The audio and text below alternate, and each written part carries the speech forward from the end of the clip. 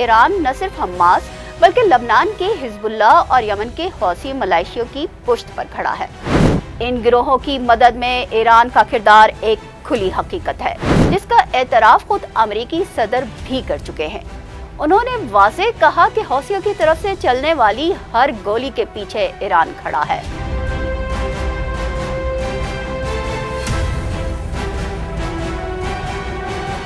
यही हाल हिजबुल्लाह का है, जिसे एक मजबूत अस्करी कुव्वत बनाने में ईरान ने भरपूर सरमाया और तरबियत फराहम की है। इसराइली हमलों में अब तक हिजबुल्लाह के कई अहम कमांडर मारे जा चुके हैं, जिससे उसकी ताकत वक्ती तौर पर कम जरूर हुई है, लेकिन यमन के हौसी अमेरिका और उसके इत्तेहादियों के लिए अब एक नए चैलेंज के तौर पर सामने आए हैं।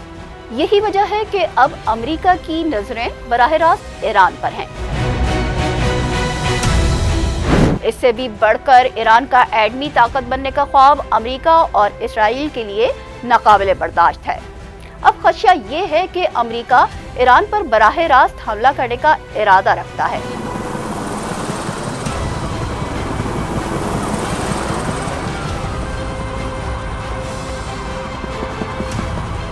अगर ऐसा हुआ तो सवाल ये पैदा होता है कि अमेरिका के पास क्या अस्करी ताकत है और ईरान उसके मुकाबले में कहां खड़ा है।